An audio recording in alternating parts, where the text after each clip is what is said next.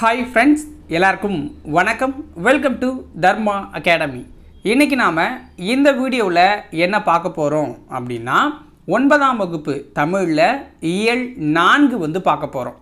அவ்வை தமிழ் சீரீஸில் இதுக்கு முன்னாடி நம்ம அப்லோட் பண்ண இயல்களை இன்னும் நீங்கள் பார்க்கலன்னா டிஸ்கிரிப்ஷனில் அதற்குண்டான பிளேலிஸ்ட்டோட லிங்க் நான் கொடுத்துருக்கேன். தேவைப்படுறவங்க அதை கிளிக் பண்ணி பார்த்துக்கோங்க. இன்றைக்கி பார்க்க போகிற இயல் 4 மொத்தமாக 5 பாடங்கள் கொடுத்துருக்காங்க. இயந்திரங்களும் இணைய வழி பயன்பாடும், ஓ என் சமகால தோழர்களே, உயிர் வகை, விண்ணையும் சாடுவோம், வல்லினம், மிகா இடங்கள் அப்படிங்கிற 5 லெசன் இருக்குது. டோட்டலாக ஒரு 75 வினாக்கள் பார்க்க போகிறோம். அது மட்டும் இல்லாமல் ஒரு 50 ஒரு வரி வினாக்களும் இதில் கூடுதலாக கொடுத்துருக்கேன். வீடியோவை முழுமையாக பாருங்கள், உங்களுக்கு ரொம்ப பயனுள்ளதாக இருக்கும். வீடியோ அப்லோட் பண்ணலை அப்படின்னா நிறைய மாணவர்கள் சேட் பண்ணுறீங்க, சார் வீடியோ போடுங்க, கண்டினியூ பண்ணுங்கள், 9th 10th முடிச்சிருங்க அப்படின்னு சொல்லிக்கிட்டு இருக்கீங்க. ஆனால் வீடியோ போட்டால் அதற்குண்டான சப்போர்ட் கம்மியாக தான் இருக்குது. ஸோ மறக்காமல் வீடியோவுக்கு லைக் பண்ணுங்கள். சப்ஸ்கிரைப் பண்ணாமல் இருந்தீங்க அப்படின்னா மறக்காமல் சப்ஸ்கிரைப்பும் பண்ணிடுங்க, ஓகேவா? அப்போ தான் நம்ம போடுற அடுத்தடுத்த வீடியோ உங்களுக்கு நோட்டிஃபிகேஷனாக வரும், நீங்களும் உடனுக்குடன் பார்த்து தெரிஞ்சுக்கலாம். வீடியோக்குள்ளே போயிடலாமா? வாங்க வீடியோக்குள்ளே போகலாம். ஃபஸ்ட்டு லெசன், இயந்திரங்களும் இணைய வழி பயன்பாடும். இயந்திரங்களும் இணைய வழி பயன்பாடும் அப்படிங்கிற ஃபஸ்ட் லெசன் பார்க்க போகிறோம். முதல் வினா, செஸ்டர் கால்சன் கந்தகம் தடவிய துத்தநாக தட்டை கொண்டு டேஷில் உலகின் முதல் ஒளிப்படியை எடுத்தார். செஸ்டர் கால்சன் அப்படிங்கிறவர் கந்தகம் தடவிய துத்தநாக தட்டை கொண்டு எந்த ஆண்டு உலகின் முதல் ஒளிப்படி, அதாவது ஜெராக்ஸ் எப்போ எடுத்தார்? ஆன்சர் 1938ஆம் ஆண்டு அது எடுத்திருக்காரு. 1938. செஸ்டர் கால்சன் எந்த நகரத்தை சேர்ந்தவர்? செஸ்டர் கால்சன் அப்படிங்கிறவர் எந்த நகரத்தை சேர்ந்தவர்? இவர் அந்த காப்புரிமை வாங்குவாங்களா, அதில் ஒரு சட்ட வல்லுநராக இருந்திருக்காரு. எந்த நகரத்தை சேர்ந்தவர்னா நியூயார்க்கை சேர்ந்தவர். எந்த ஆண்டு ஜெராக்ஸ் இயந்திரம் உலகிற்கு அறிமுகப்படுத்தப்பட்டது? எந்த வருஷம் ஜெராக்ஸ் இயந்திரம் உலகத்திற்கு அறிமுகப்படுத்தப்பட்டது அப்படின்னா 1959. 1959. கீழ்கண்ட கூற்றுகளில் எது சரியானது? கிரேக்க மொழியில் சீரோகிராஃபி அப்படிங்கிறது உலர் எழுத்து முறை அப்படிங்கிற பொருளை கொள்ளுது, ஓகேங்களா? கிரேக்க மொழியில் சீரோகிராஃபி அப்படின்னா உலர் எழுத்து முறை அப்படிங்கிற பொருளை தரும். தொலைநகல் இயந்திரம் கோப்புகளையும், அதாவது ஃபேக்ஸை தான் தொலைநகல் இயந்திரம் அப்படின்னு சொல்லுவோம், கோப்புகளையும் ஒளிப்படங்களையும் உடனடியாக ஓரிடத்திலிருந்து மற்றொரு இடத்திற்கு அனுப்ப இது பயன்படுது. 1846 ஸ்காட்லாந்து கண்டுபிடிப்பாளரான அலெக்சாண்டர் பெயின் அப்படிங்கிறவர் குறியீடுகளை மின்னாற்றல் உதவியுடன் அச்சிடுவதில் வெற்றி கண்டு அதற்குரிய காப்புரிமையும் அவர் வாங்குறாரு. புரியுதுங்களா? இப்போ இந்த கூற்றுகள் எது சரியானது அப்படின்னா 3 கூற்றுமே சரியாக தான் கொடுத்துருக்காங்க. 5வது வினா, இத்தாலி நாட்டு இயற்பியல் அறிஞர் டேஷ் பான்டெலிகிராஃப் என்ற தொலைநகல் கருவியை உருவாக்கினார். ஃபேக்ஸ்லேயே அடுத்த டெவலப்பாக பான்டெலிகிராஃப் அப்படிங்கிற தொலைநகல் கருவியை உருவாக்கினார். யார் அப்படின்னு பார்த்தீங்கன்னா ஜியோவான்னி காசில்லி அப்படிங்கிறவர். இவர் இத்தாலி நாட்டை சேர்ந்த ஒரு இயற்பியல் அறிஞர். இவர் தான் பான்டெலிகிராஃப் அப்படிங்கிற தொலைநகல் கருவியை உருவாக்குறாரு. அடுத்த வினா, எந்த ஆண்டு பாரிஸ் நகரிலிருந்து லியான் நகரத்துக்கு தொலைநகல் சேவை தொடங்கப்பட்டது? எந்த ஆண்டு பாரிஸ் நகரிலிருந்து லியான் நகரத்துக்கு தொலைநகல் சேவை தொடங்கப்பட்டுச்சு அப்படின்னா 1865 தொடங்கப்பட்டுச்சு.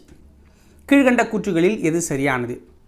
1985 அமெரிக்காவின் ஹாங்க் மாக்னஸ்கி என்பவர் கணினி மூலம் தொலைநகல் எடுக்கும் தொழில்நுட்பத்தை கண்டுபிடிக்கிறார். கணினி மூலமாகவே அந்த தொலைநகல் எடுக்கலாங்கிறத கண்டுபிடிக்கிறார். யார்? ஹாங்க் மாக்னஸ்கி அப்படிங்கிறவர். அந்த இயந்திரத்துக்கு காமா ஃபேக்ஸ் அப்படின்னு பெயர் வைக்கிறார். அடுத்தது இன்னொரு கூற்று பாருங்கள், நான் இங்கிலாந்திலோ உலகின் எந்த மூலையிலோ இருந்தாலும் என் வங்கி பணத்தை எடுத்து பயன்படுத்துவதற்கு ஒரு வழியை சிந்தித்தேன். அதுக்கு சாக்லேட்டுகளை வெளித்தள்ளும் இயந்திரத்தை யோசனையாக கிடச்சிது. அங்கே சாக்லேட் வருது, நான் பணம் வர மாதிரி ரெடி பண்ணேன் அப்படின்னு சொன்னவர் யாருன்னா ஜான் ஷெப்பர்ட் பாரான் அப்படிங்கிறவர் தான். ஜான் ஷெப்பர்ட் பாரன் அப்படிங்கிறவர் சொல்லியிருக்காரு.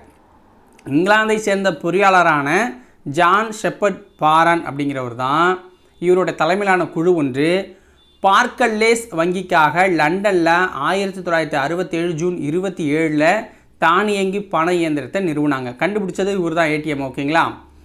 ஸோ இதை வந்து ஃபஸ்ட்டாக பார்க்கல்லேஸ் வங்கிக்காக லண்டனில் வைக்கிறாங்க 1967 ஜூன் 27. ஓகேங்களா? அப்போ அனைத்தும் சரியானது தான். ஆட்ரியன் ஆஷ்ஃபீல்ட் என்பவர் டேஷில் கடவுச்சொல்லுடன் கூடிய அட்டைக்கு இங்கிலாந்தில் காப்புரிமை பெற்றார். நம்ம கிரெடிட் கார்டு டெபிட் கார்டெலாம் யூஸ் பண்ணுறோம்ல, அது மாதிரி ஆட்ரியன் ஆஷ்ஃபீல்ட் என்பவர் டேஷில் கடவுச்சொல்லுடன் கூடிய அட்டைக்கு இங்கிலாந்தில் காப்புரிமை பெற்றார் அப்படின்னா 1962ஆம் ஆண்டு. ஓகேங்களா?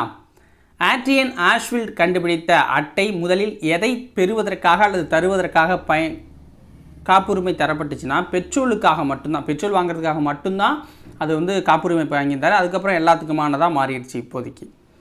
அடுத்த வினா, கீழ்கண்ட கூற்றுகளில் எது சரியானது? அட்டை தேய்ப்பி இயந்திரம், சோப் மிஷின், சோப் அப்படின்னு சொல்லுவோம்ல, அதான் அட்டை தேய்ப்பி இயந்திரம் கட்டணம் செலுத்தும் கருவி என்றும் விற்பனை கருவி என்றும் அழைக்கப்படுது. தற்காலத்தில் பயன்படுத்தப்படும் அட்டைகளில் சிப்பு இருக்குல்ல, அதை வச்சு தான் வணிக பரிமாற்றங்கள் நடந்துக்கிட்டு இருக்கு. இங்கிலாந்தை சேர்ந்த மைக்கேல் ஆல்ட்ரிச் அப்படிங்கிறவர் 1979 இணைய வணிகத்தை கண்டுபிடிக்கிறார். 1979 இணைய வணிகம் மைக்கேல் ஆல்ட்ரிச் அப்படிங்கிறவரால் இங்கிலாந்தில் கண்டுபிடிக்கப்படுது. அப்போ அனைத்து கூற்றும் சரியானது தான். எந்த ஆண்டு அமெரிக்காவில் இணைய வழி மளிகை கடை தொடங்கப்பட்டுச்சு? எந்த ஆண்டு அமெரிக்காவில் இணைய வழி மளிகை கடை தொடங்கப்பட்டுச்சு அப்படின்னா 1989. எந்த ஆண்டு இணையம் பொதுமக்களின் பயன்பாட்டுக்கு வந்தது? எந்த ஆண்டு இணையம் பொதுமக்களின் பயன்பாட்டுக்கு வந்துச்சுன்னா 1991ஆம் ஆண்டு. 1991ஆம் ஆண்டு. எந்த ஆண்டு டிம் பெர்னஸ்-லீ வையக விரிவு வலை வழங்கியை உருவாக்கினார்? அந்த நம்ம வந்து வெப்சைட்னு சொல்லுவோம்ல, அதை உருவாக்கினார் அப்படின்னு கேட்குறாங்க. டிம் பெர்னஸ்-லீ அப்படிங்கிறவர் தான் உருவாக்குறாரு வையக விரிவு வலையை. எந்த வருஷம் அப்படின்னு பார்த்தீங்கன்னா 1990. 1990.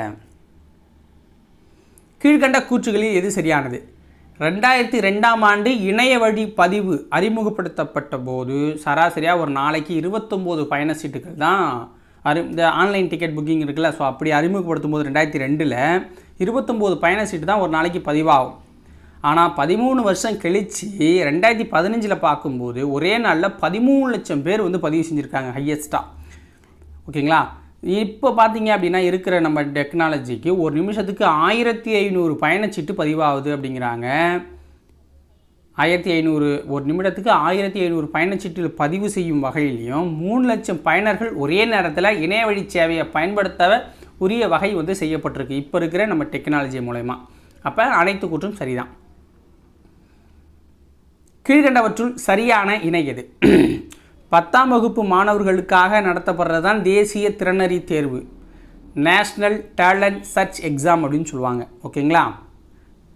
அடுத்தது 8ஆம் வகுப்பு மாணவர்களுக்காக தேசிய திறனறி தேர்வு மற்றும் கல்வி உதவித்தொகை தேர்வு வந்து national means come merit scholarship scheme exam அப்படின்னு சொல்லுவாங்க. அதை கிராமப்புற பள்ளிகளில் படிக்கும் 9ஆம் வகுப்பு மாணவர்களுக்காக நகர திறனறி தேர்வு, இது வந்து தமிழ்நாடு நடத்தும்.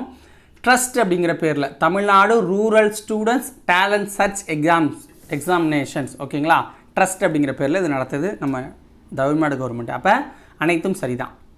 அடுத்தது பொறுத்துக, ஒளிப்படி இயந்திரம்னா என்ன? ஒளிப்படி இயந்திரம் அப்படின்னா என்ன? Photo copier. ஓகேங்களா? ஃபோட்டோ காப்பியர் தான் இப்போயும் நம்ம சொல்லிக்கிட்டு இருக்கோம். ஆனால் ஜெராக்ஸ்ன்னு நம்ம ஜெராக்ஸ் மிஷின் அப்படின்னு சொல்லிட்டோம். தொலைநகல் இயந்திரம் அப்படின்னா ஃபேக்ஸ். ஓகே. தானியங்கி பண இயந்திரம்னா ஆட்டோமேட்டட் டெல்லர் மிஷின். அட்டை தேய்ப்பு இயந்திரம்னா ஸ்வைப்பிங் மிஷின். ஓகேங்களா? கீழ்கண்டவற்றுள் சரியான இணை எது? தமிழக அரசின் நியாய விலைக்கடை திறனட்டை கருவி, ஸோ அதை வந்து TNEPDS அப்படின்னு நம்ம சொல்லுவோம். ஓகேங்களா? ரேஷன்ஸில் கொடுக்குறது. ஆளறி சோதனை கருவினா பயோமெட்ரிக் டிவைஸ். ஆளறி சோதனை கருவினா பயோமெட்ரிக் டிவைஸ். இந்திய தொடர்வண்டி உணவு வழங்கல் மற்றும் சுற்றுலா கழக இணைய வழிப்பதிவு அப்படிங்கிறது வந்து IRCTC அப்படின்னு நம்ம சொல்கிறோம். ஓகேங்களா? IRCTC அப்படின்னு நம்ம சொல்கிறோம். அப்போ அனைத்து கூற்றும் இதுலேயும் சரி. இப்போ 2வது லெசன். ஓகேங்களா? ஓ என் சமகால தோழர்களே அப்படிங்கிற இந்த பாட்டு வந்து வைரமுத்து அவர்கள் எழுதியிருக்கிறாங்க. ஓகேங்களா, வைரமுத்து அவர்கள் எழுதியிருக்கிறாங்க.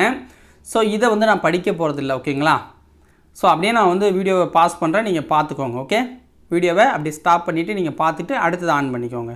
வீடியோவை பாஸ் பண்ணி பார்த்துக்கோங்க, போதுமானது. ஓகேங்களா, ஏன்னா இதெல்லாம் எக்ஸாமில் கேட்க போகிறதில்ல. அடுத்தது கொஷின்ஸ்குள்ளே வந்துட்டோமா? பண்பும் அன்பும் இனமும் மொழியும் இலக்கண குறிப்பு என்ன? பண்பும் அன்பும் இனமும் மொழியும் இலக்கண குறிப்பு என்ன? ஆன்சர் என்ன? எண்ணுமைகள். ஏன்னா அப்படிங்கிற வார்த்தை வெளிப்படையாக வருதுங்கிறதால.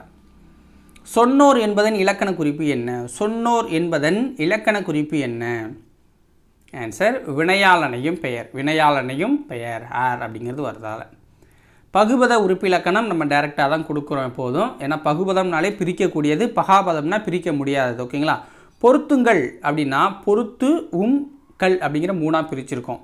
பொருத்து அப்படிங்கிறது எப்போதும் பகுதி, அப்படின்னா முன்னிலை பன்மை விகுதி, கல் அப்படிங்கிறது விகுதி மேல் விகுதி வர்றது. கல் அப்படிங்கிறது விகுதி மேல் விகுதி வர்றது. கவிஞர் வைரமுத்து தேனி மாவட்டத்தில் உள்ள எந்த ஊரில் பிறந்தார்? கவிஞர் வைரமுத்து தேனி மாவட்டத்தில் உள்ள எந்த ஊரில் பிறக்கிறாரு அப்படின்னு பார்த்தீங்கன்னா மெட்டூர் அப்படிங்கிற ஊரில் பிறக்கிறாரு. மெட்டூர் அப்படிங்கிற ஊரில் பிறக்கிறாரு. கவிஞர் வைரமுத்து பெற்றுள்ள விருது என்ன? கவிஞர் வைரமுத்து கீழே கொடுத்துருக்கிறதுல எந்த விருதை வாங்கியிருக்காருன்னா பத்ம விபூஷன் விருதை வாங்கியிருக்காரு. பத்ம பூஷன் விருதை வாங்கியிருக்காரு. ஓகேங்களா, பத்ம பூஷன் விருதை வாங்கியிருக்காரு. கள்ளிக்காட்டு இதிகாசம் புதினத்துக்காக எந்த ஆண்டு சாகித்ய அகாதமி விருது பெற்றார் கவிஞர் வைரமுத்து? கள்ளிக்காட்டு இதிகாசம் புதினத்துக்காக எந்த ஆண்டு சாகித்ய அகாதமி விருது பெற்றார் கவிஞர் வைரமுத்து அப்படின்னா 2003ஆம் ஆண்டு. கீழ்கண்டவற்றுள் சரியானது எது? இந்தியாவின் சிறந்த பாடலாசிரிக்கான தேசிய விருதை 7 முறை வாங்கியிருக்காரு. மாநில அரசின் விருதை 6 முறை வாங்கியிருக்காரு. இவருடைய கவிதைகள் ஹிந்தி, தெலுங்கு, மலையாளம், வங்காளம், ஆங்கிலம் உள்பட பல மொழிகளில் மொழிபெயர்க்கப்பட்டிருக்குங்கிறாங்க. ஓ என் சமகால தோழனே என்னும் இந்த பாடப்பகுதி வைரமுத்து கவிதைகள் என்னும் தொகுப்பில் இடம்பெற்றிருக்கு. ஓகேங்களா, அப்போ அனைத்து கூறும் சரிதான். புலவர் பாடும் புகழுடையோர் விசும்பின் வளவன் ஏவா வான ஊர்தி என்ற வரிகள் இடம்பெற்றுள்ள நூல் இது. புலவர் பாடும் புகழுடையோர் விசும்பின் வளவன் ஏவா வான ஊர்தி அப்படிங்கிற நூல் இடம்பெற்றிருக்குது எங்கன்னா புறநானூரில். அடுத்தது, அந்தரத்தார்மைய நேயன ஐயூரும் தந்திரத்தால் தம நூல்கரை கண்டவன் வெந்திரலான் பெருந்தச்சனை கூவி ஓர் எந்திர ஊர்தி இயற்றுமின் என்றான். இந்த வரிகள் இடம்பெற்றுள்ள நூல் எது? சீவக சிந்தாமணி. நாமகள் அம்பகத்தில் இதில் இடம்பெற்றிருக்கு, சீவக சிந்தாமணியில். ஓகேங்களா, அடுத்தது 3வது லெசன் உயிர் வகை அப்படிங்கிற லெசன், தொல்காப்பியருடையது உயிர் வகை. ஓகேங்களா, ஸோ இதில் இருக்கிற பாட்டை பார்த்துடலாம். ஒன்றறிவதுவே உற்றறிவதுவே, இரண்டறிவதுவே அதனோடு நாவே, மூன்றறிவதுவே அவற்றோடு மூக்கே, நான்கறிவதுவே அவற்றோடு கண்ணே, ஐந்தறிவதுவே அவற்றோடு செவியே, ஆறறிவதுவே அவற்றோடு மனனே, நேரிதின் உணர்ந்தோர் நெறிபடுத்தினரே. அதாவது ஒவ்வொரு உயிருக்கும் என்னென்ன வந்து இருக்குது அப்படிங்கிறத சொல்லுவாங்க. அதில் வந்து ஸ்பெஷல் அப்படிங்கிற மாதிரி. ஓகேங்களா, அதை நம்ம கீழே கொஷினில் பார்த்துடலாம். கொஷின் வந்துடலாம். உணர்ந்தோர் என்பதன் இலக்கண குறிப்பு என்ன? உணர்ந்தோர் என்பதன் இலக்கண குறிப்பு வினையாளனையும் பெயர். வினையாளனையும் பெயர். ஓகேங்களா, நெறிப்படுத்தினர் அப்படிங்கிறதோட பகுபத உறுப்பு இலக்கணம் அப்படின்னா நெறிப்படுத்து ப்ளஸ் இன் ப்ளஸ் அர் அப்படின்னு வரும். இதில் நெறிப்படுத்து அப்படிங்கிறது பகுதியாகும். இன் அப்படின்னா இறந்த கால இடைநிலையில் வந்துடும். அர் அப்படின்னா பலர்பால் வினைமுற்று விகுதியில் வரும். அர் அப்படின்னா பலர்பால் வினைமுற்று விகுதி. ஓகேங்களா, அடுத்து பொறுத்துக. ஓரறிவு. ஸோ ஓரறிவு அப்படிங்கிறது பார்த்திங்க அப்படின்னா கரெக்டாக நம்ம பொருத்தணும் அப்படின்னா உச்சரிதல், அந்த தொடுதல் உறவு தான். மேலே டச் பண்ணால் மட்டும்தான் அது ஓரறிவு உள்ள ஜீவனுக்கெல்லாம் தெரியும். ஓகேங்களா, ஈரறிவு. ஈரறிவு அப்படின்னா உச்சரிதல் சுவைத்தல், உச்சரிஞ்சு அந்த தொடுதல் உணர்வு நவுந்து போய் சுவைக்கிறதோட அடுத்தது.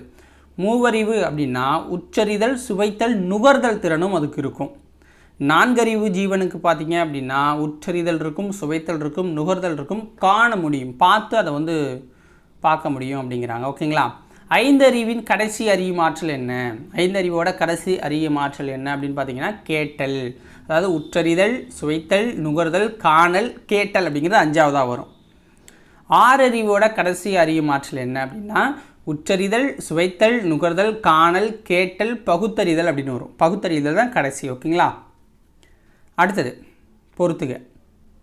இப்போ அந்த ஓரறிவுக்குண்டான பொருள் என்ன அப்படிங்கிறத பார்க்க போகிறோம்.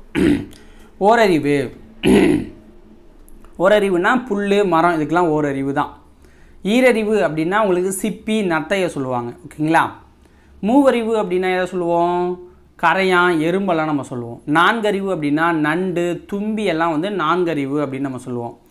ஐந்தறிவுனா எதை சொல்லுவோம் அப்படின்னா பறவை விலங்கெல்லாம் நம்ம ஐந்தறிவுன்னு சொல்லுவோம். ஆறறிவு அப்படின்னா மனுஷனான நம்மளை சொல்லிக்கலாம். ஓகேங்களா.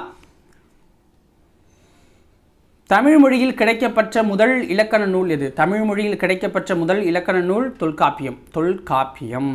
தொல்காப்பியத்தில் எத்தனை இயல்கள் இருக்குது? 3 அதிகாரம் இருக்குது. இயல்கள் அப்படின்னா 27 இருக்குது. இயல்கள் அப்படின்னா 27 இருக்குது. கீழ்கண்டவற்றுள் சரியானது எது? தொல்காப்பியம். இதனை இயற்றியவர் தொல்காப்பியர். தொல்காப்பியம் பிற்காலத்தில் தோன்றிய பல இலக்கண நூல்களுக்கு முதன் நூலாக அமைஞ்சிருக்கு. இதில் எழுத்து சொல்லு பொருள் அப்படின்னு 3 அதிகாரம் இருக்குது. எழுத்து சொல் அதிகாரங்களில் மொழி இலக்கணங்களை விளக்குது. பொருளதிகாரத்தில் தமிழரின் அகம் புறம் சார்ந்த வாழ்வியல் நெறிகளையும் தமிழ் இலக்கிய கோட்பாடுகளையும் விளக்குது. இந்த நூல் பல அறிவியல் கருத்துக்கள் இடம்பெற்றிருக்கு. குறிப்பாக பிறப்பியலில் எழுத்துக்கள் பிறக்கும் இடங்களை உடற்கூற்றியல் அடிப்படையில் விளக்கியிருப்பதாக அயல்நாட்டு அறிஞர்களும் வியந்து இதை போட்டுடுறாங்க. இது தமிழர்களின் அறிவாற்றலுக்கு சிறந்த சான்றாக இருக்குது அப்படிங்கிறாங்க. அப்போ அனைத்தும் சரி. ஓகேவா. அடுத்தது 4வது லெசனுக்கு வந்துட்டோம். விண்ணையும் சாடுவோம். ஓகேவா. இஸ்ரோவின் 9வது தலைவராக இருந்தவர் யார்? ஆன்சர் என்ன? கே சிவன் அவர்கள். இப்போ இருக்கிறவர் சோம்நாத் இருக்கார். ஓகேங்களா. எந்த ஆண்டு விக்ரம் சாராபாய் விண்வெளி மையத்தின் இயக்குனராக கே சிவன் இருந்தார்? எந்த ஆண்டு விக்ரம் சாராபாய் விண்வெளி மையத்தின் இயக்குனராக கே சிவன் இருந்தார் அப்படின்னா 2015ஆம் ஆண்டு. கீழ்கண்டவற்றில் சரியானது எது? கே சிவனை பற்றி. கே சிவன் பிறந்த ஊர் நாகர்கோவில் பக்கம் சரக்கல் விளை என்ற கிராமம். தந்தை கைலாச வடிவு அப்படிங்கிறவர் தான். வல்லங்குமார விளையில் உள்ள பள்ளியில் தான் தமிழ் வழியில் இவர் படிக்கிறார். 1983ஆம் ஆண்டு முதல்ல PSLV திட்டம் தொடங்க அரசாங்கம் அனுமதி கொடுக்குது. அதுக்கு முந்தின வருஷம் தான் இவர் சேர்றாரு. நேவிக் என்ற செயலியை கடல் பயணத்திற்காக உருவாக்குறாங்க நம்ம இஸ்ரோ. ஓகேங்களா. அப்போ அனைத்து கூற்றும் சரிதான். இந்திய விண்வெளி திட்டத்தின் தந்தை என்று அழைக்கப்படுபவர் யார்? இந்திய விண்வெளி திட்டத்தின் தந்தை என்று அழைக்கப்படுபவர் யார் அப்படின்னா விக்ரம் சாராபாய். ஆரியப்பட்டா என்ற முதல் செயற்கைக்கோள் ஏவுதலுக்கு காரணமானவர் யார்? ஆரியப்பட்டா என்ற முதல் செயற்கைக்கோள் ஏவுதலுக்கு காரணமானவர் விக்ரம் சாராபாய். இஸ்ரோ ஸ்டார்ட் பண்ணதுக்கு இவர் தான் ரீசன். ஓகேங்களா. கீழ்கண்ட கூற்றுகளில் எது சரியானது? விக்ரம் சாராபாய் பற்றி. செயற்கைக்கோள் உதவியுடன் தொலைக்காட்சி வழியாக 24,000 இந்திய கிராமங்களில் உள்ள 50 லட்சம் மக்களுக்கு கல்வியை எடுத்து செல்ல இது உதவுனார். இவரின் பெயரால் விக்ரம் சாராபாய் விண்வெளி மையம் திருவனந்தபுரத்தில் செயல்பட்டு வருது. இவருடைய முயற்சியால் தான் இஸ்ரோ தொடங்கப்பட்டிருக்கு. இங்கே வானூர்தியியல் வான்பயண மின்னணுவியல் கூட்டமைப்பு பொருள்கள் கணினி தகவல் தொழில்நுட்பம் உள்ளிட்ட பல துறைகளில் ஆராய்ச்சிகளும் வடிவமைப்புகளும் மேற்கொள்ளப்படுது அப்படிங்கிறாங்க. அப்போ அனைத்தும் சரி. சித்தாரா என்ற செயலியை உருவாக்கியவர் யார்? சித்தாரா என்ற செயலியை உருவாக்கியவர் யார் அப்படின்னா கே சிவன் அப்படிங்கிறவர் தான் உருவாக்குறாரு. கே சிவன் அப்படிங்கிறவர். சித்தாரா என்ற செயலியின் பணி என்ன? சித்தாரா அப்படின்னா software for integrated trajectory analyse with real time application அப்படிங்கிறது தான். செயற்கைக்கோள் ஏவு உறுதி பற்றிய முழு விவரங்களையும் மின்னிலக்க முறையில் சேகரிக்க இது வந்து பயன்படும். செயற்கைக்கோளில் எந்த திசையில் எவ்வளவு கோணத்தில் எவ்வளவு நேரத்தில் எந்த இடத்துல எவ்வளவு அழுத்தத்தில் செல்லும் அப்படிங்கிறத முன்கூட்டியே இந்த சித்தாரா அப்படிங்கிறது கண்டுபிடிச்சி ஃபால்ட் இருந்தாலும் உடனே கிளியர் பண்ணிக்கும். இந்த செயலியை பயன்படுத்தி தான் PSLVயே ஏவப்பட்டிருக்கு. ஓகேங்களா. அப்போ அனைத்தும் சரியானது தான். இந்தியாவின் 11வது குடியரசுத் தலைவர் யார்? இந்தியாவோட 11வது குடியரசுத் தலைவர் யாருன்னா அப்துல் கலாம் அவர்கள். இந்திய ஏவுகணை நாயகன் என்று அழைக்கப்படுபவர் யார்? இந்திய ஏவுகணை நாயகன் என்று அழைக்கப்படுபவர் அப்துல் கலாம் அவர்கள். கீழ்கண்ட கூற்றுகளில் சரியானது எது? குடியரசுத் தலைவராக பணியாற்றிய இந்திய அறிவியலாளர் தான் அப்துல் கலாம் அவர்கள். தமிழ்நாட்டின் ராமேஸ்வரத்தை சேர்ந்தவர். ஏவு ஊர்தி தொழில்நுட்ப வளர்ச்சியில் ஈடுபட்டார். பாதுகாப்பு ஆராய்ச்சி மேம்பாட்டு நிறுவனத்திலும் இந்திய விண்வெளி ஆராய்ச்சி நிறுவனத்திலையும் விண்வெளி பொறியாளராக இவர் பணியாற்றினார். இந்தியாவின் உயரிய விருதான பாரத ரத்னா விருது பெற்றவர். இவர் தம் பள்ளி கல்வியை தமிழ் வழியில் கற்றவர் என்பது குறிப்பிடத்தக்கதுங்கிறாங்க. அப்போ எல்லாம் சரியாக தான் இருக்குது, எல்லாம் சரியாக தான் இருக்குது கூற்றுகள். அறிவியல் அறிஞர் வளர்மதி எந்த மாவட்டத்தை சேர்ந்தவர்? அறிவியல் அறிஞரான வளர்மதி எந்த மாவட்டத்தை சேர்ந்தவங்கன்னா அரியலூர் மாவட்டத்தை சேர்ந்தவங்க. எந்த ஆண்டு தமிழ்நாடு அரசின் அப்துல் கலாம் விருதை பெற்ற முதல் அறிவியல் அறிஞரான அறிஞர் வளர்மதி? எந்த ஆண்டு தமிழ்நாடு அரசின் அப்துல் கலாம் விருதை பெறுறாரு அறிஞர் வளர்மதி அவர்கள்? அவர் தான் பெறுற முதல் ஆள். ஓகேங்களா? அப்போ எந்த வருஷம் அப்படின்னா 2015. கீழ்கண்ட கூற்றுகளில் சரியானது எது? வளர்மதியை பற்றி. இஸ்ரோவில் 1984ஆம் ஆண்டு முதல் பணியாற்றி வர்றாங்க. 2012 உள்நாட்டிலேயே உருவான முதல் ரேடார் இமேஜிங் செயற்கைக்கோள் திட்டத்தோட இயக்குனராக இருந்தாங்க. ரிசார்ட் அப்படிங்கிறதோட ஓகேங்களா? இஸ்ரோவின் செயற்கைக்கோள் திட்ட இயக்குனராக பணியாற்றிய 2வது பெண் அறிவியல் அறிஞர் தான் இவர். அப்போ அனைத்து கூற்றும் சரியாக தான் இருக்குது. அடுத்த வினா, எந்த ஆண்டு மங்கள்யான் செயற்கைக்கோளை உருவாக்கிய இந்தியாவின் செவ்வாய் சுற்றுக்கலன் திட்டத்தின் திட்ட இயக்குனராக இருந்தவர் அருணன் சுப்பையா? அருணன் சுப்பையா எந்த ஆண்டு மங்கள்யான் செயற்கைக்கோளை உருவாக்கிய இந்தியாவின் செவ்வாய் சுற்றுக்கலன் திட்டத்தின் திட்ட இயக்குனராக இருந்திருக்கார் அப்படின்னா 2013. கீழ்கண்ட கூற்றுகளில் சரியானது எது? அருணன் சுப்பையாவை பற்றி. இந்திய விண்வெளி ஆய்வு மையத்தின் அறிவியலாளரும் திட்ட இயக்குனரும் ஆவார். திருநெல்வேலி மாவட்டத்தின் ஏர்வாடி அருகில் உள்ள கோதைசேரி அப்படிங்கிற ஊரில் பிறந்தவர். இயந்திர பொறியியலில் பட்டம் பெற்று 1984 திருவனந்தபுரத்தில் உள்ள விக்ரம் சாராபாய் விண்வெளி மையத்தில் பணியில் சேர்றாரு. தற்போது பெங்களூரில் உள்ள இந்திய விண்வெளி ஆய்வு மையத்தில் பணி செஞ்சிட்ருக்காரு. அப்போ அனைத்து கூற்றும் சரிதான். சந்திராயன் 1 திட்டத்தின் திட்ட இயக்குனராக இருந்தவர் யார்? சந்திராயன் 1 திட்டத்தோட திட்ட இயக்குனராக இருந்தவர் யாருன்னா மயில்சாமி அண்ணாதுரை. கையருகே நிலா அப்படிங்கிற நூலை அவருடைய அறிவியல் கண்டுபிடிப்புகளை கையருகே நிலா அப்படிங்கிற நூலில் எழுதினவர் யார் அப்படின்னு பார்த்தீங்கன்னா உங்களுக்கு மயில்சாமி அண்ணாதுரை தான். இளைய கலாம் என்று அன்புடன் அழைக்கப்படுறவர் யார்? இளைய கலாம் என்று அன்புடன் அழைக்கப்படுறவரும் மயில்சாமி அண்ணாதுரை அவர்கள் தான். கீழ்கண்ட கூற்றுகளில் எது சரியானது? மயில்சாமி அண்ணாதுரை பற்றி.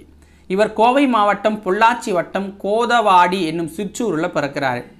மேல்நிலை வகுப்பு வரை அரசு பள்ளியில் தமிழ் வழியில் படிக்கிறாரு. இதுவரை 5 முனைவர் பட்டங்கள் வாங்கியிருக்காரு. 1982ஆம் ஆண்டு இந்திய விண்வெளி ஆய்வு மையத்தில் பணியில் சேர்றாரு. இவர் தற்போது இயக்குனராகவும் கன்னியூ பண்ணிக்கிட்டு இருக்காரு. சசிவி ராமன் நினைவு அறிவியல் விருது உள்ளிட்ட பல விருதுகளாக வாங்கியிருக்காரு. அப்போ இந்த இதில் எந்த கூற்று அப்படின்னா அனைத்து கூற்றும் சரிதான். இஸ்ரோவில் கீழ்கண்ட எந்த முறையிலான திட்டம் எப்போதும் நடைமுறையில் இருக்கும்? இஸ்ரோவில் ஒரு சில திட்டங்கள் எப்போதுமே பிளானில் இருந்துக்கிட்டு இருக்கும் அப்படின்னு சொல்கிறாங்க. அது எந்த மாதிரியான திட்டம் அப்படின்னு பார்த்தீங்கன்னா 3 ஆண்டு திட்டம், 7 ஆண்டு திட்டம், 15 ஆண்டு திட்டம் அப்படிங்கிற 3 கேட்டகரியில் பிரித்து வைப்பாங்களாம் எப்போதுமே. ஓகேங்களா? ஸோ 3 வருஷத்தில் இதை பண்ணணும், 7 வருஷத்தில் இதை பண்ணணும், 5 வருஷத்தில் எப்படின்னு ஸ்ப்ளிட் பண்ணி அதுக்கு ஏற்ற மாதிரி ஒர்க் போயிட்டுருக்கும் அப்படின்னு சொல்கிறாங்க. ஓகேங்களா? இப்போ 5வது லெசன் கடைசி லெசன் வல்லினம் மிகா இடங்கள். ஓகேங்களா? மொத்தமாக இதில் ஒரு 15 கொஷின்ஸ் இருக்குது. அப்புறம் எக்ஸ்ட்ரா பாயிண்ட்ஸும் இருக்குது, அதையும் பார்த்துக்கோங்க. நாம் பேசும் பொழுதும் எழுதும் பொழுதும் பொருள் மயக்கம் தராத வகையில் மொழியை பயன்படுத்துவதற்கு டேஷ் அறிய வேண்டும். ஸோ இதில் வல்லினம் மிகா அப்படிங்கிறது ஆன்சராக வச்சுக்கோங்க. ஆனால் ரெண்டுமே ஆன்சராக வச்சுக்கலாம். வல்லினம் மிகவும் தெரிஞ்சுக்கணும், வல்லினம் மிகாவையும் தெரிஞ்சுக்கிட்டால் தான் அந்த பொருள் மயக்கம் வராது. ஓகேங்களா? தோப்புக்கள் அப்படிங்கிறத தோப்புகள்னு சொல்கிறோம். தோப்புகள் ஓகேங்களா? ஸோ அதாவது பல மரங்கள் இருக்கிறத தோப்பு அப்படிம்போம். தோப்புக்கள் அப்படின்னா அந்த மரத்தில் இருக்கிறத ஒரு குறிப்பிட்டதை சொல்லுவோம். நேற்று வீடியோவில் பார்த்துருப்போம், வல்லினம் மிகும் இடங்களில் பார்த்துருப்போம். கத்தி கொண்டு வந்தான் அப்படிங்கிறது ஒரு பொருளை தருது, கத்தி கொண்டு வந்தான் அப்படிங்கிறது ஒரு பொருளை தருது. ஓகே, புரியுதுங்களா? தற்கால உரைநடையில் வல்லின மிகா இடங்களாக கீழ்காண்பவற்றை சொல்லலாம் அப்படிங்கிறாங்க. அதற்கு கீழே கொடுத்துருக்கோம் புக்ஸில் இருக்கிறத, அதை அப்படியே பார்த்து வச்சுக்கோங்க. இதுலேருந்து எக்ஸாமில் கண்டிப்பாக கொஷின்ஸ் வரும். அது இது என்னும் சுட்டு பெயர்களின் பின் வல்லினம் மிகாது அப்படிங்கிறாங்க. அது இது அப்படிங்கிற சுட்டு பெயர்களோட பின் வல்லினம் மிகாது.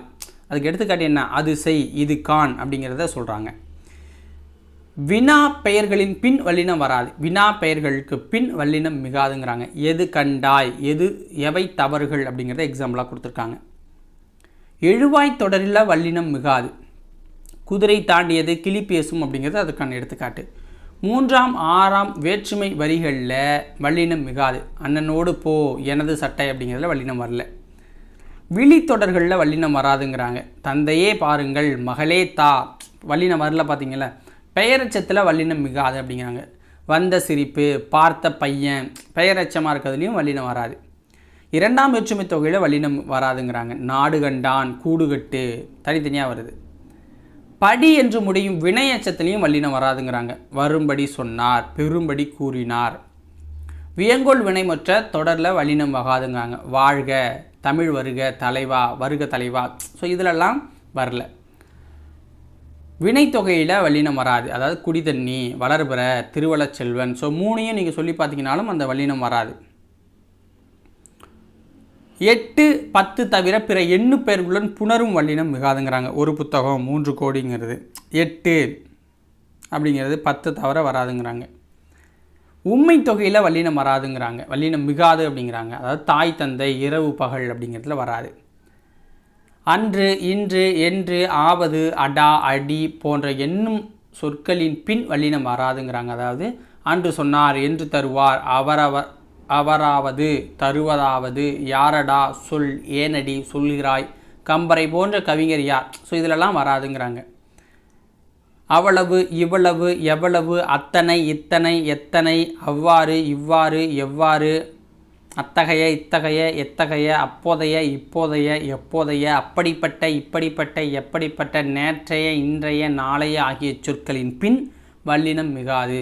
அவ்வளோ பெருசு, அத்தனை சிறியது, அவ்வாறு பேசினான், அத்தகைய பாடங்கள் இதெல்லாம் வரல. 3, 5, 6ஆம் வேற்றுமை தொடர்களில் வல்லினம் மிகாதுங்கிறாங்க. என்னோடு சேர், மரத்திலிருந்து பறி, குரங்கினது குட்டி, இதிலெல்லாம் வல்லினம் வரல, மிகலை. 2ஆம், 3ஆம், 4ஆம், 5ஆம் வேற்றுமை தொகையில் வல்லினம் மிகாதுங்கிறாங்க. தமிழ் படி, கைதட்டு, வீடு சென்றால், கரை பாய்ந்தான். ஸோ இதிலெல்லாம் வரல.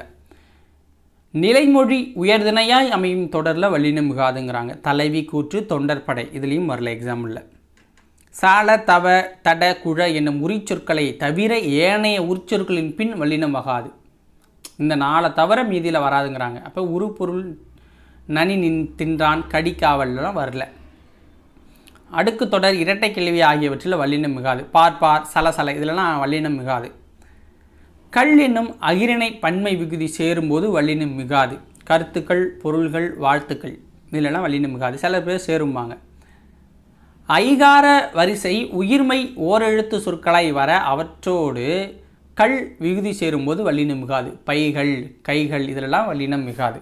கல் அப்படிங்கிற அந்த இது விகுதி சேரும்போது. ஓகேவா? இப்போ கொஷின்ஸ்குள்ளே நம்ம போயிடலாம். ஓகேவா? ஸோ வல்லினம் வருமா அப்படின்னு கேட்டிருக்காங்க. தோழி, கூற்று இதில் வல்லினம் வராது. என்ன ரீசன்னா, நிலைமொழி உயர்திணையாய் அமையும் பெயர் தொகையில் வல்லினம் வராது. அதான் ரீசன். பெரிய தம்பி இதுலேயும் வல்லினம் வராது. குறிப்பு பெயரச்சத்தில் வல்லினம் வராதுங்கிறாங்க. சிறிய பறவை குறிப்பு பெயரச்சத்துங்கிறதுல வரல. பழகு தமிழ் வினைத்தொகையாக இருக்கிறதால வல்லினம் வரல. இது கேள் இது என்னும் சுட்டு பெயரில் இருக்கிறதால வல்லினம் மிகாது. எலி கடிக்கும் எழுவாய் தொடரில் வல்லினம் மிகாது. ஓடிய குதிரை வல்லினம் மிகாது பெயரச்சத்தில். தரும்படி சொன்னார் படி என முடியும் வினையச்சத்தில் வல்லினம் மிகாது. வாழ்க தலைவர் வியங்கோல் வினைமுற்று தொடரில் வல்லினம் வராது. கார்காலம் கால பெயர்ச்சொல் எனவே இதுலேயும் வல்லினம் மிகாதுங்கிறாங்க. ஓகேவா? அடுத்தது வல்லினம் இடலாமா அப்படிங்கிற ஒரு கொஸ்டின். வாழ்த்துக்கள், எழுத்துக்கள், திருநிறை செல்வன், திருவளர்ச்செல்வி. ஓகேங்களா? இதில் கல் என்னும் பன்மை விகுதி சேரும்போது வல்லினம் இடுதல் கூடாது. இடுதல்னு வரும். ஓகேங்களா? ஈ போட்டுக்கோங்க. எழுத்துக்கள் கல் என்னும் பன்மை விகுதி சேரும்போது வல்லினம் இடுதல் கூடாது. திருநிறை செல்வன், திருநிறை ஐ என்னும் 2ஆம் வேற்றுமை உருவு வெளிப்படும் தொடரில் வல்லினம் மிகாதுன்னே வச்சுக்கோங்க. திருவளர்ச்செல்வி வளர் செல்வி வினைத்தொகையில் வல்லினம் இடுதல் கூடாது. ஓகேங்களா? அடுத்து எது சரி தவறுங்கிறது கேட்டிருக்காங்க. கொடுத்துருக்க வார்த்தையில் வல்லினம் மிகுற வார்த்தை, மிகாத வார்த்தை. ஓகே. அண்ணாமலை பல்கலைக்கழகம் அப்படின்னு சொல்கிறது சரி. அத்தனை சிறிய அப்படிங்கிறது தப்பு. இதில் வல்லினம் மிகாமல் எழுதணும். ஆத்திச்சூடி அப்படிங்கிறது சரி. எழுத்துக்காட்டுகள்ங்கிறதும் சரி. கீழ்ப்பக்கம்ங்கிறது தவறாக இருக்குது. சான்றோர் பேரவை சரியாக இருக்குது. சென்னை பல்கலைக்கழகம் சரியாக இருக்குது. தயிர்ச்சோறும் சரியாக இருக்குது. ஓகேங்களா? மிக வேண்டிய இடத்துல மிகவும், மிகாத இடத்துல மிகாவும் கொடுத்துருக்காங்க. கீழ்காணும் தொடர்களில் வல்லினம் மிகும் மிகா இடங்களை கண்டறிந்து அதற்கான இலக்கணம் அறிங்கிறாங்க. வங்கி கடன் அதில் வல்லினம் மிகும். பழங்களை பறிக்காதீர்கள்னால் வல்லினம் மிகும். திட்டக்குழு வல்லினம் இதில் மிகாது.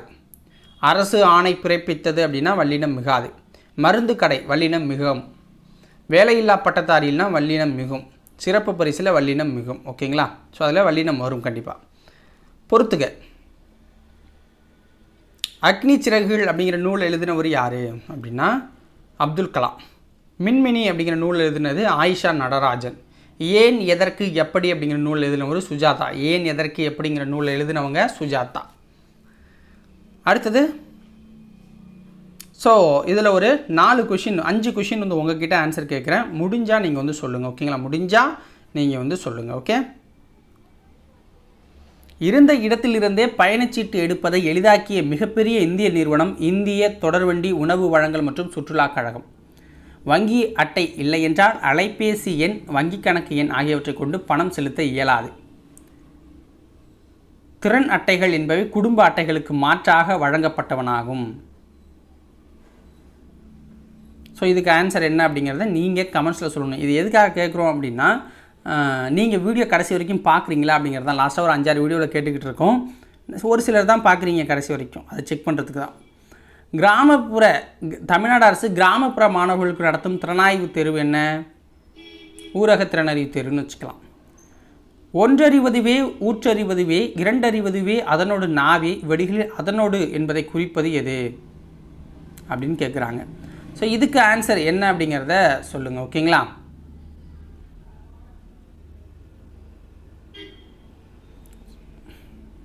ஸோ இதில் எல்லாத்தையுமே பார்த்திங்கன்னா அந்த ஒரே விஷயந்தான் வரும், தொடு உணர்வு தான். ஓகேங்களா? அடுத்தது ஆன்சர் நீங்கள் பண்ணணும். பின்வரும் தொடர்களை படித்து நான் யார் என்று கண்டுபிடிக்க அறிவியல் வாகனத்தில் நிறுத்தப்படுவேன், எல்லா கோளிலும் ஏற்றப்படுவேன், இளையவர் கூட்டம் என்னை நந்தி ஏந்தி நடப்பர் அப்படின்னு சொன்னது யார் அப்படிங்கிறாங்க கீழே கொடுத்துருக்க ஆப்ஷனில். ஸோ இதுக்கும் ஆன்சர் சொல்லுங்கள். என்னென்ன கொஷினுக்கு 7, 8, 9, 10க்கு நீங்கள் ஆன்சர் பண்ணணும். ஓகேங்களா? நான் ஆன்சர் சொல்லியிருந்தாலும் நீங்கள் சொல்லணும் கண்டிப்பாக. 11, இது செயற்கைக்கோள் ஏவு உறுதியின் செயல்பாட்டை முன்கூட்டியே கணிக்கும். இது கடல் பயணத்துக்காக உருவாக்கப்பட்ட செயலிங்கிறாங்க. அப்போ நீங்கள் சொல்ல வேண்டியது 7, 8, 9, 10 இந்த 4 கொஷின்ஸ்க்கு மட்டும் நீங்கள் ஆன்சர் சொன்னால் போதும். அதில் ஒரு கொஷின் நான் சொல்லியிருப்பேன், சித்தாரா அப்படிங்கிறது. ஓகேங்களா? கடல் பயணத்துக்காக உருவாக்கப்பட்டது நேவிக். ஆப்ஷன் டி சரியானது. அடுத்தது, பொங்கியும் பொழிந்தும் நீண்ட புதுபிடர் மயிர் சிலிர்க்கும் சிங்கமே வான வீதி திகுதுகு என ரிக்கும் மங்காத தனர் பிழம்பே மாணிக்க குன்றே தீர்த்த தங்கத்தின் தட்டே வான தகளையிர் பெருவிளக்கே கடலிலே கோடி கோடி கதிர்க்கைகள் ஊன்றுகின்றாய் நெடுவானில் கோடி கோடி நிடைச்சுடர் கைகள் நீட்டி இடைபடு மலையே காடோ இல்லமோ பொய்கை ஆறோ அடங்க நின் ஒளியிலால் அமைந்தனை பரிதி வாழி அப்படிங்கிறத பாரதிதாசன் அவர்கள் பாடியிருக்காங்க. சரிங்களா? அடுத்தது தமிழ் அகராதி. இமிழ்தல் அப்படிங்கிறதுக்கு பொருள் அப்படின்னா மற்ற பொருள்கள்னால் இனிதாதல், ஒளித்தல், கக்குதல் அப்படின்னு வரும். இசைவு அதுக்கு பார்த்திங்கன்னா இணக்கம், சம்மதி, பொறுத்து, தகுதி, ஏற்றது, உடன்பாடு, ஓட்டம் இதெல்லாம் இசைவு அப்படின்னு வரும். இசைவு கொடுத்தார்கள், அனுமதி கொடுத்தார்கள்ங்கிற மாதிரி. துவனம் அப்படின்னா அக்னி நெருப்பெல்லாம் குறிக்கும். துவனம் அப்படின்னா அக்னி நெருப்பை குறிக்கும். சபலை அப்படின்னா லக்ஷ்மி, திப்பிலி, நா, மின்னல், வேசி, சபலை இதை குறிக்குது. துகளம் அப்படின்னா பங்கை குறிக்கும். துகளம் அப்படின்னா பங்கை குறிக்குது. அடுத்தது கடைசி கொஷின்ஸ். ஓகேங்களா? ஏவு ஊர்தி அப்படின்னா என்ன? ஏவு ஊர்தி அப்படின்னா லான்ச் வெஹிக்கிள். Launch vehicle. ஏவுகணைன்னா மிசைல். கடல் மயில்னா நாட்டிக்கல் மயில். காணொளி கூட்டம் அப்படின்னா வீடியோ கான்ஃபரன்ஸ். ஓகேங்களா? ஆப்ஷன் பி சரியானது. பதிவிறக்கம்னா டவுன்லோடு. பயணியர் பெயர் பதிவுனா பேசஞ்சர் நேம் ரெக்கார்ட், பிஎன்ஆர்னு சொல்லுவாங்க. மின்னணு கருவிகள்னால் எலக்ட்ரானிக் டிவைசஸை குறிக்கும். ஸோ இதோட இந்த வீடியோ பதிவு முடியுது. நான் கேட்ட 4 கொஷினுக்கு ஆன்சர் தெரிஞ்சவங்க கமெண்ட்ஸில் சொல்லுங்கள். நாளைக்கு வேறு ஒரு வீடியோ பதிவில் உங்களை வந்து சந்திக்கிறேன். நன்றி, வணக்கம்.